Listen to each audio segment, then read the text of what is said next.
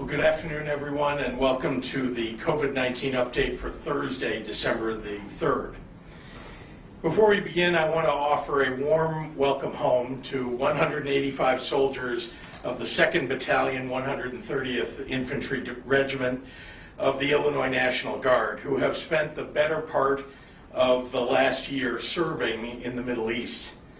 They, along with their counterparts who returned in November, together 400 troops strong, have lived apart from their loved ones since January, with the added stress of being an ocean apart during a pandemic. On behalf of the state of Illinois, I wish them a safe and happy reunion during this holiday season. We are very, very glad to have you home. Yesterday, as the nation reached 100,000 hospitalizations from COVID-19, thousands higher than either our spring or summer national peaks, the director of the CDC, Robert Redfield, warned that as we wait for mass distribution of a vaccine, the months ahead could amount to the most difficult in the public health history of this nation.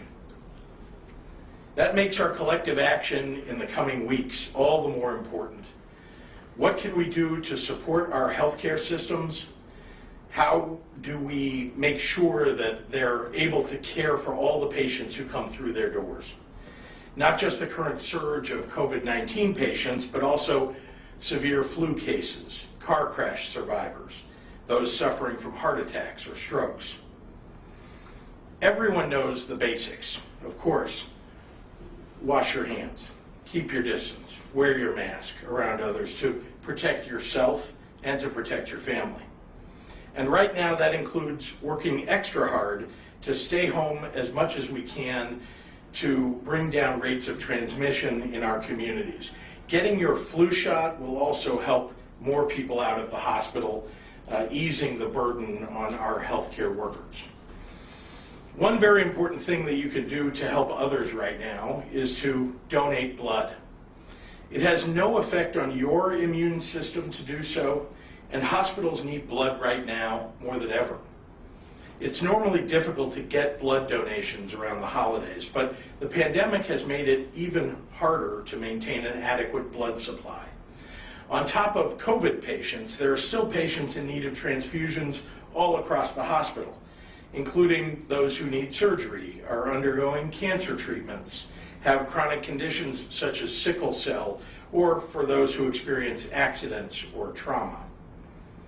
Additionally, many of our blood donation centers, including the Red Cross, are collecting convalescent plasma from people who are healthy and were fully recovered from COVID-19, as their antibodies may help patients who are actively fighting the virus.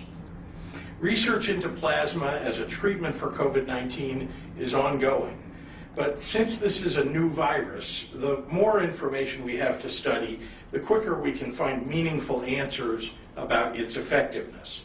In other words, the more people who have recovered from COVID-19 who donate their antibodies, the better our ability to save lives.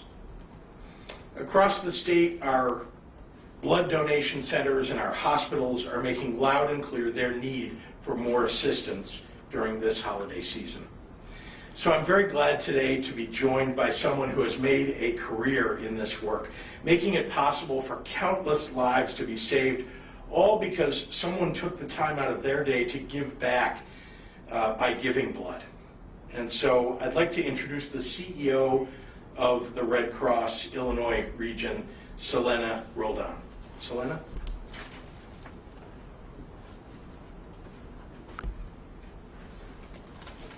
Thank you, Governor Britzker, and thank you, Dr. Ezike, for your steadfast leadership at this time. At the Red Cross, we are grateful for the medical professionals, first responders, and those providing essential services. This includes the dedicated phlebotomists and individuals who collect life-saving blood each day. Every 2 seconds, someone in the United States needs blood. The COVID-19 pandemic does not change the Red Cross mission. During this holiday season, as the weather gets colder and people shelter in place, the Red Cross must continue to hold blood drives across Illinois and supply hospital partners with life-saving blood. Blood collection is an essential service, and it's critical for surgery patients, those undergoing cancer treatment, people with conditions such as sickle cell, and those who experience trauma. The Red Cross staff trained staff follows thorough safety protocols and guidance from the CDC and public health authorities, and have in place safety precautions such as social distancing, temperature checks, wearing masks, and enhanced cleaning guidelines. Healthy individuals are needed to schedule an appointment to donate life-saving blood, and organizations and businesses are still needed to host blood drives. If you are fully recovered from COVID-19, your donation is also needed. You are needed to donate your plasma to help patients currently battling the virus. Convalescent plasma is a type of blood donation collected from those who have recovered from COVID-19 and has antibodies that may help patients actively fighting the virus. As part of this effort, the Red Cross is also testing every blood donation for the presence of COVID-19 antibodies, and those donations may also now be processed into a convalescent plasma product to help patients battling this virus. We are asking everyone that is feeling healthy and well to please make an appointment to donate. Appointments ensure social distancing and limit walk-in donors. Blood donations will be needed in the days, weeks, and months to come. You can make an appointment to donate by visiting redcross.org or by calling 1-800-RED-CROSS. Two of the most important ways that you can help at this time is by rolling up a sleeve to donate blood or by becoming a Red Cross volunteer. Thank you to everyone who answers the call. I now have a brief statement in Spanish. Cada 2 segundos, alguien en el país necesita sangre. La pandemia de COVID-19 no cambia la misión de la Cruz Roja. En esta temporada, a medida que el clima se pone más frío y las personas se quedan más en sus hogares, la Cruz Roja debe continuar realizando campañas de donación de sangre en Illinois y suministrando sangre a los hospitales para salvar vidas. Necesitamos que personas sanas donen sangre. Visite redcross.org o llame 1-800-RED CROSS para hacer cita. Necesitamos el apoyo de organizaciones para realizar campañas de donación de sangre. Nuestro personal sigue protocolos estrictos de seguridad y recomendaciones de los CDC. En la Cruz Roja estamos recolectando plasma de personas que se han recuperado de COVID-19 para ayudar a los pacientes que luchan contra este virus. Además, estamos haciendo pruebas de las donaciones de sangre para detectar la presencia de anticuerpos de COVID-19. Gracias por su apoyo. Now I would like to introduce Dr. Ngozi Ezike, who will make her remarks.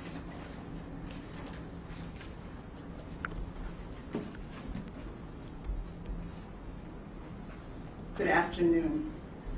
I want to touch on the quarantine timeframes, as I know there are questions about the new guidance.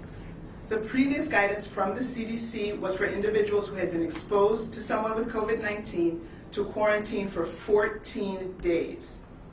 However, in further study and extensive modeling by CDC and other academic institutions, the CDC has now reduced that to 10 days as long as the individual does not have any symptoms at all. This does not mean that the person can't develop symptoms on day 12 or 13, but we know from looking at all the data that the risk of that happening is between 1 and 10%.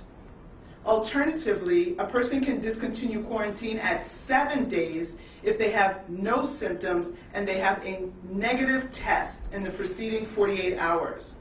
So if you're a close contact of someone with COVID and on day 5 you get tested and that test comes back negative on day 7 or day 8, you can end your quarantine at that time.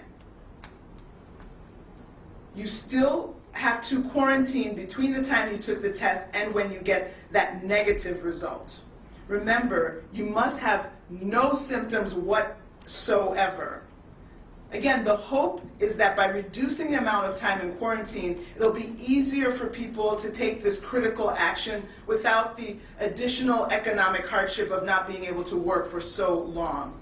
And better adherence to these quarantine guidances can help reduce stress on communities by decreasing the number of new infections. For today, we are reporting 10,959 new individuals with COVID-19 for a total of 759,562 total people in Illinois who have been diagnosed with COVID-19. In the last 24 hours, we have received reported IDPH of 192 additional lives lost for a total of 12,830 lives lost here in Illinois. Overnight, 5,653 individuals were in the hospital with COVID-19, and of those, 1,170 were in the intensive care unit, and 693 were on ventilators. In the last 24 hours, 106,778 tests were reported for a total of 10.8 million tests since the beginning of this pandemic. I would like to remind people that our path forward starts today with what we choose to do and our actions for today. I want to thank everyone who is making the sacrifices, who is wearing their mask, who is foregoing group activities. With continued actions like yours and others following your lead, we can turn this around. Let's choose to protect and not infect those around us by avoiding the gatherings and wearing our mask and washing our hands. Let's continue to keep our distance, again, at least 6 feet between each other. And if you haven't obtained your flu shot, please do that as well. Thank you. Buenas tardes.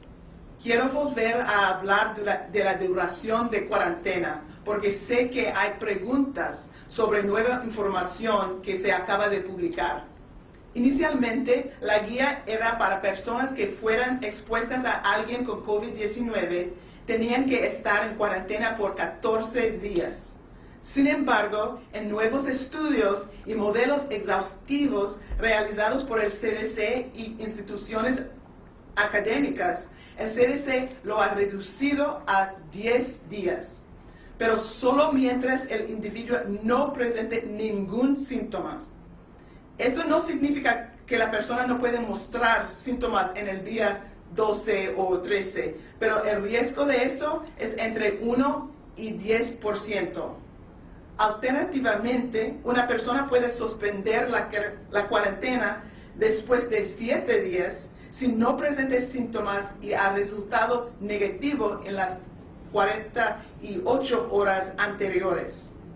Por lo tanto, si usted es en contacto cercano con alguien con COVID-19 y el día 5 de esa cuarentena se hace la prueba y esa prueba es negativo, puede finalizar su cuarentena después de 7 días.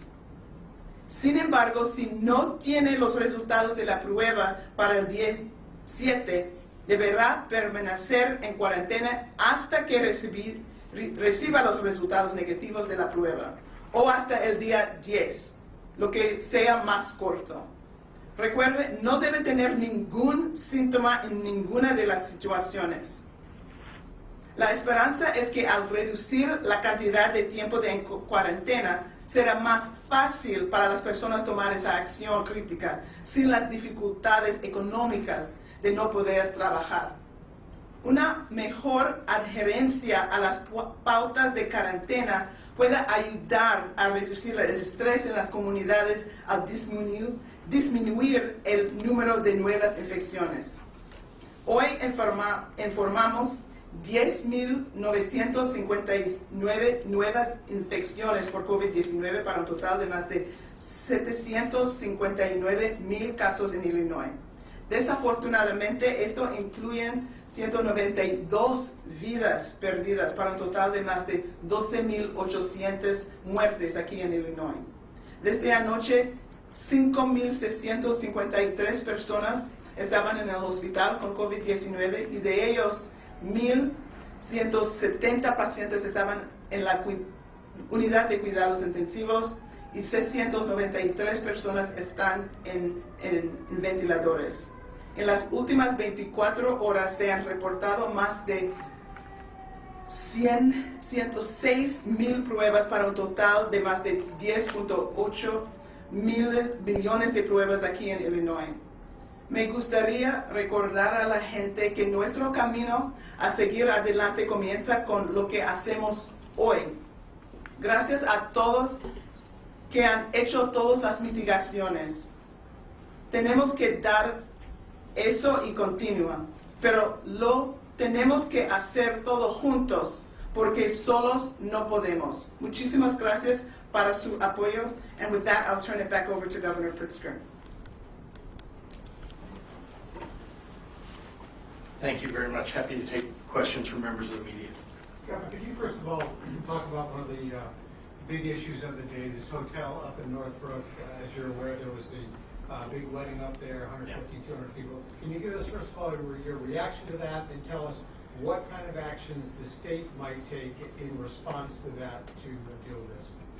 Well, first of all, I'm deeply concerned for the people who attended that wedding. I understand that people were in very close proximity from one another. I understand that those people will go home or back into their communities and may have infected other people. And this is very concerning to all of us. At a moment when we have rampant COVID-19 throughout Illinois, community spread, here we have people who are in a concentrated fashion have the ability now to go spread it to everywhere that they return to. So I'm deeply worried for them and for the communities that they return to, for their families and so on. I hope that each of them will isolate and get a test. Now, as far as what should happen, what we've done, we contacted the Cook County Health Department and other authorities in Cook County, as well as the City of Chicago. And we've made sure that they're following up on this. It is their local enforcement that is very important to us, and they are indeed doing just that. I saw in the latest news story that Cook County is now following up with potential legal action, law enforcement action. So we'll have to see what follows here, but I certainly want to encourage them to do that. We've put in place the rules and regulations for them to follow up on this. But this has got the fact that we were told that this wedding was planned long before Tier 3, and then even when you put Tier 3 in, they decided to go forward with right. it. The fact that they're flaunting it like this, I mean, it's got to be... It's very irresponsible, and it's also irresponsible of the hotel to host an event like that. They, too, have breached the rules, and they should be held responsible. Ohio, Massachusetts, California, Illinois all stopped indoor dining. When we're done with Tier 3 mitigation, maybe going back to Tier 2, which will happen hopefully someday, have you thought about reopening the schools first rather than the restaurants and bars? I know that you keep reporting that somehow we've closed schools. I have not closed schools. So that's just that's a fallacy. I know it's up to superintendents. It is, and all across the state, parents, teachers, local school councils have made decisions for themselves based in part upon how rampant the virus is in their county, in their area, based in part on how rampant it is among the people who attend that school or their families. And I think for the most part, school superintendents, the school councils, parents, faculty, et cetera, have been responsible about that. We have many people who are learning from home because that's what their communities felt was right to do. We also have many people who are in hybrid situations, which for some works very well.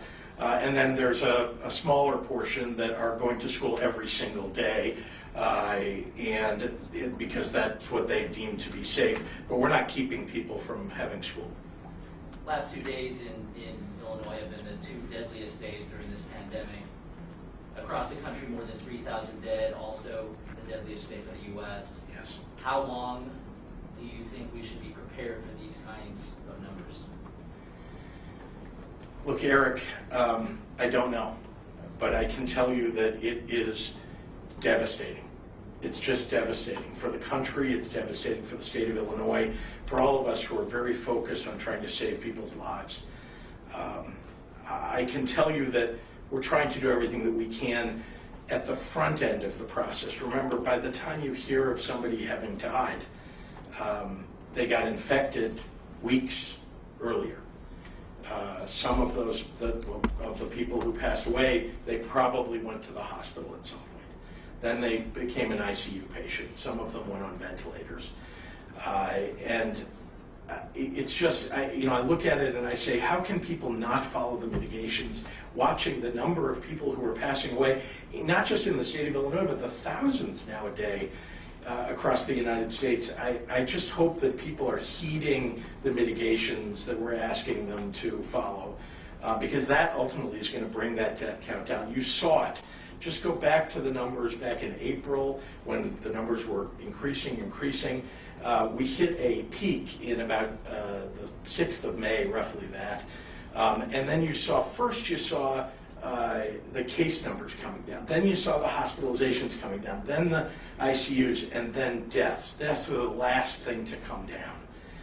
Unfortunately, just they lag all the other statistics. So, look, I don't know if there's any other thing that should be more powerful in people's minds about why they ought to follow the mitigations and stay home right now than the number of people who are passing away. An age group on the numbers that have died, I mean, those are huge numbers, 216 yesterday, 192, which Eric said. Yeah. Do you, are these mostly nursing home patients? Is there an age group breakdown? Do you have yet? They're all in the press releases that are posted every day. Yeah, every day's press release shows you the age, whether they're in their 60s, 70s, or 40s, and so on, and what county they came from. I don't happen to know that right here, but we'll be happy to provide you that press release so you can.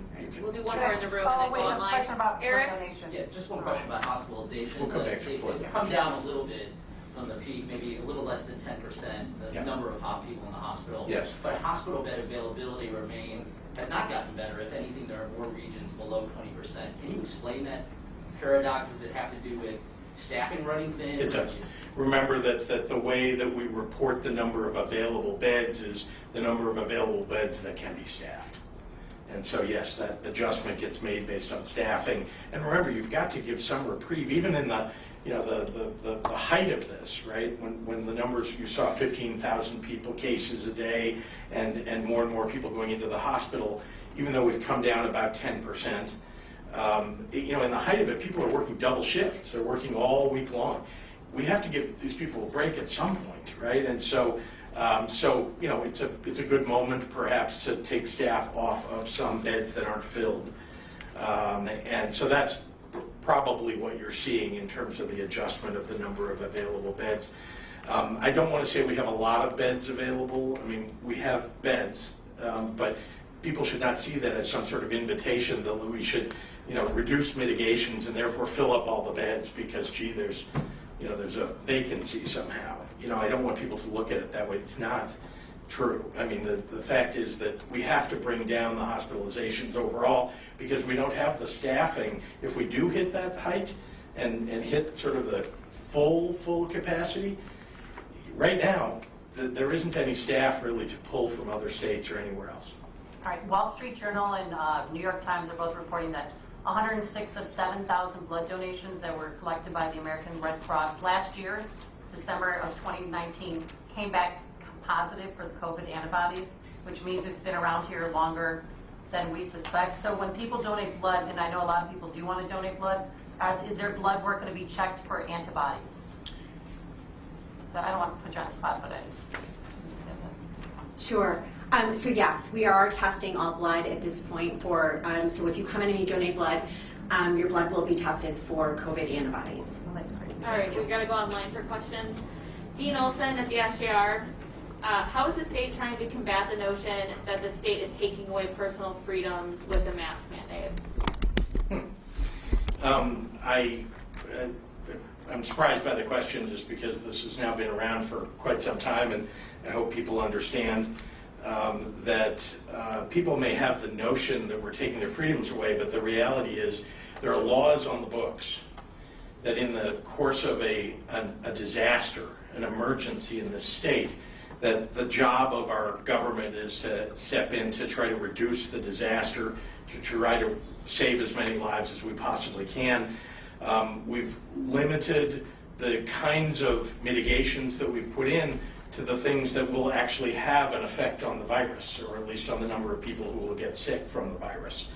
And we've even adjusted them over time to make sure that we're taking into account that certain things we've learned over the last 9 months would tell us that you can keep certain kinds of retail open at a certain capacity, and that they're unlikely, or it's less likely, lower risk that people will get the virus from that situation. So, look, it's science and facts.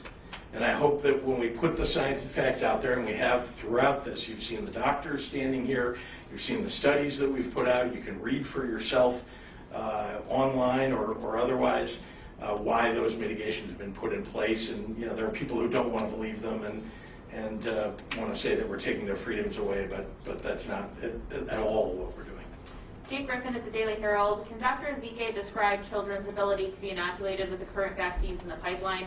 Are these vaccines safe for children? And also, where do people over 65 not living in care facilities fit in the vaccination schedule? You might have to remind me of some of the pieces.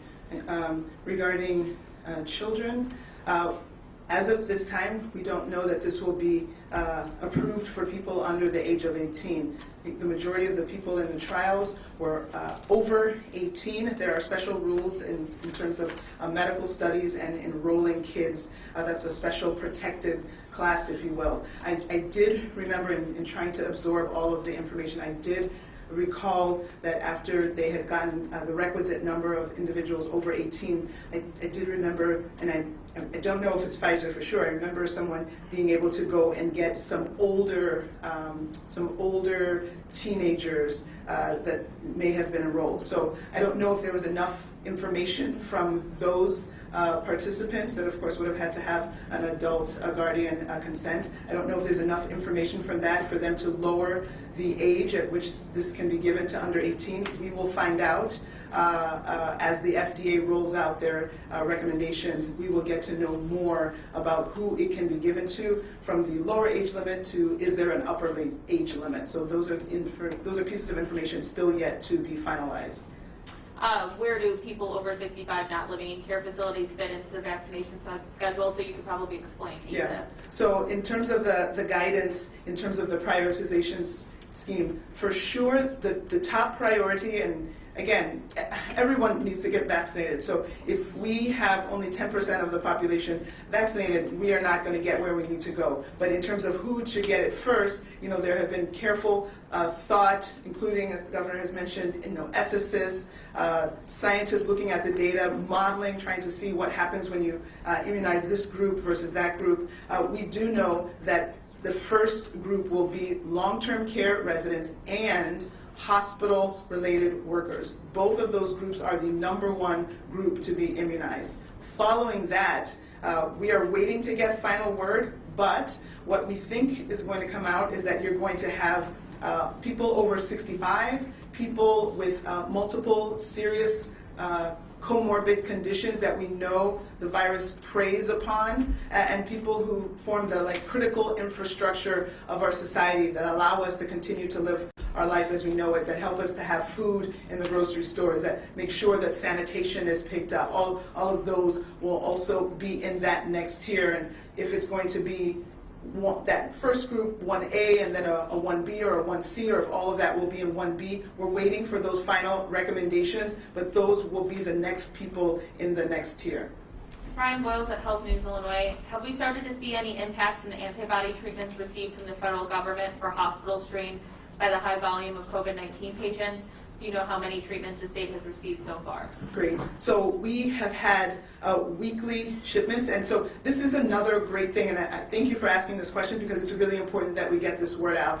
The monoclonal antibody infusions, these are for individuals who have tested positive for COVID and are in a high-risk category, which we think they could have a bad course. Again, these are people over the age of 65 or even in their 50s, but they have these high-risk conditions. Again, heart disease, lung disease, kidney disease, obesity. So we have people that we know are high risk, and so infusing them with these antibodies, and there are 2 products that are out, one by Eli Lilly and another one by Regeneron. Regeneron is the one made famous by our president, and then the Eli Lilly product, the bamlanivimab came out first. So these two products work similarly, have the same indications in terms of these high-risk individuals who can get it. You actually can give it to certain pediatric patients that meet certain criteria, that they fall in high risk, that they have sickle cell, that they have certain diseases that, again, portend a potentially bad risk, and they have to be at least 40 kg, about 80 pounds, 40 kilograms. So that this is available to people of, a wider, from 14 on up, and people need to know about it. We have not received a lot of doses. In our first shipment, we got about 6,000 doses. Remember that in a day, we report 12,000, 10,000 people, and we got 6,000 doses 1 week. Again, remember, we're identifying 10,000 people in a day. So if we're identifying 70,000 cases, but we got 6,000 in 1 week, this is not available to everyone at this point. But now with another product that's coming on board, we are having shipments of both the Eli Lilly product and the Regeneron product so that there's more. And so we're working with hospitals and infusion centers and even home health agencies to be able to get this product to individuals who would be at risk, and including our nursing home populations, again, trying to avoid people even going into the hospital. This is supposed to help have a much milder course. Once you're already in the hospital, you can't use this. Once you're already requiring oxygen, you can't use this. If you're more than 10 days out from when you started your illness, you can't use this. So it needs to be used early to get the maximum benefit, and we hope to keep getting more, and when it's available, we'll probably use our resources to buy as much as we can and get this into as many people, and we're working on the partnerships with different hospitals and infusion centers to make sure that this is available in its limited capacity throughout the state. Dean Olson at the SJR, I messed up his question and forgot the second half of it. How is the state altering its messaging campaign on masks, social distancing, travel, and gatherings as end-of-the-year holidays approach in light of the fact that so many people disregarded this advice in the days before, during, and after Thanksgiving? Well, we're making sure that we're getting, particularly as we approach the rest of the holidays of December, trying to get it out even kind of wider and deeper. It's not that people necessarily saw it and specifically ignored it. I think there are people who, who may not have realized what it is that they were portending for the state and for themselves when they went to a Thanksgiving gathering that they had been hoping to go to. I do think that people are making different plans for their Christmas holiday or for Hanukkah or other celebratory holidays. And so I'm very hopeful anyway that we can divert people from having large family gatherings so that we don't have yet a third surge on top of this potential second surge. JP Monks at the Tribune. How will the state prioritize incarcerated people in the vaccine distribution, and how will Illinois secure its vaccine to make sure it goes to the people on the priority list without being diverted? What was that second part of it? Sorry. How will Illinois secure its vaccine to make sure it goes to the people on the priority list without being diverted? Diverted. Huh. Well, let's start with we're waiting for ACIP to do the rest of its work on the other populations beyond those that will be served by the early delivery of vaccines. We're getting, as you have heard, 109,000. It's the latest number that will arrive perhaps between the 13th and the 19th of December. And then there will be hundreds of thousands of others that might come, assuming that there is approval of both of those vaccines, Pfizer and Moderna, before the end of the year. And that still won't cover all of the people who are in phase 1A, as it's been referred to and as Dr. Ezike referred to it. We obviously, at some point, we want to make sure that the congregate settings, even people who are in prison, who are actually held in very close quarters, we want to make sure that they get vaccinated too, and of course the folks who work in our prisons as well. But we're going to listen to the CDC and ACIP as we make decisions about that. We've got a lot of different vaccine ones, so I'm just going to put Andy and the Tribune had another question together. Sources are telling Peoria will serve as a distribution hub. Can you confirm this? And why was Peoria chosen as that site? And what are you doing to protect the vaccine and make sure that it's secure? Yeah, I know that was the other part of the question before. Let's start with the SNS. We're simply bringing the vials of the vaccine that get delivered to Illinois to our strategic national stockpile in Illinois. That's just what you do when you receive, whether it's PPE for distribution across the state or any other item. This is obviously a very important one, as PPE was early on in this, and it still is. And so that's what the strategic national stockpile is intended to be for.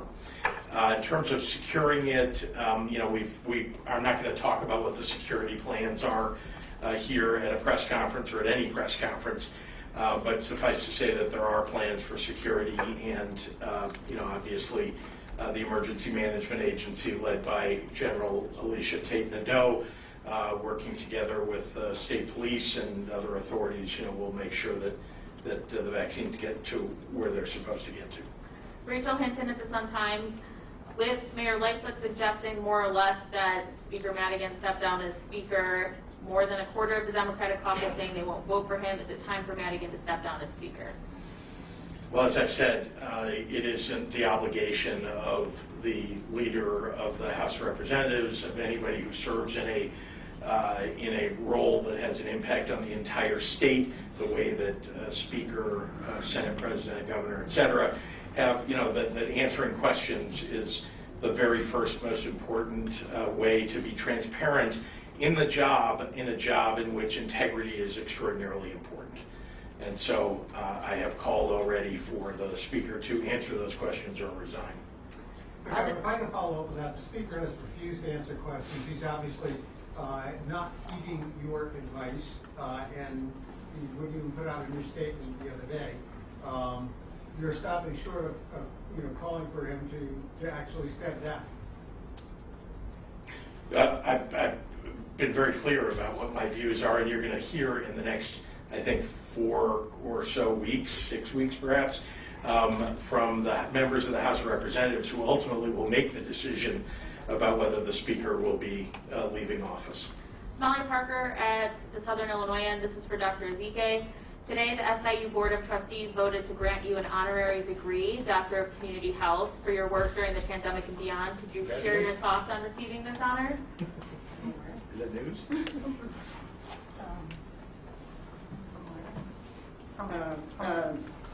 Thank you I am grateful for this, and I receive it in the name of the incredible people at IDPH who work so hard to make IDPH and put our state in such good stead under the leadership of Governor Pritzker. So thank you so much for that honor. Mike Milicic has a question. A Missouri county bordering Illinois tracks reinfection rates and started sharing that information with the public. Is Illinois tracking the reinfection rate as well? And if so, where can people find that information? We don't have a case yet here of documented reinfection. We will be able to know that, and then we will find a way to represent that on our website, because I know that's important information. We have seen reports around the world of increasing numbers of cases of people with clearly documented infection earlier this year and now having a second. So again, what that tells us is that we're not clear on the duration of these antibodies once someone is infected. Again, the duration of the antibodies in one individual might not be the same for another. So for someone, maybe it's longer, and some people it's shorter. So again, please understand, with this novel, meaning new coronavirus, there are questions that have to be answered with the tincture of time. As we go further along, we will know more. So we can't know everything about this new virus the day it hits, the year it hits. With time, we will learn more, and we'll share as we learn. Shia from Politico will be our last question today. What is your office doing to prepare for the upcoming legislative session in January in terms of the budget, black agenda, and ethics? Well, we've been preparing for the legislative agendas for the legislature to get together for months now. Our anticipation had been that they would get together in November, as was originally planned. So as you can imagine, having a little more time I put out principles for energy legislation. I put out principles for legislation around both criminal justice reform and addressing racial inequality in our state. I've been very clear about ethics legislation. I started, with very clear principles back when I gave my State of the State address at the beginning of 2020. And I have reiterated not just those points, but others. It is time for us to rid this state of the unethical characters that hold office, and we need to have laws on the books that address the things that we have learned that have been taking place in our state. Things like making sure we have lobbyist disclosure, making sure that we have ethics, particularly around any energy legislation that takes place in the state, and that's where a lot of what you've heard about recently has come from, on both sides of the aisle, I might add. And I also would say that it's ridiculous to me that somebody can serve in the legislature and turn around and become a lobbyist the next day, a consultant, a lobbyist, to get legislation passed. And so we need to have we need to make sure that we have legislation that addresses that kind of thing. There's a lot to do, and so I hope that we'll be able to work together with the legislature beginning right away in January. All right, thanks everyone. Sloan?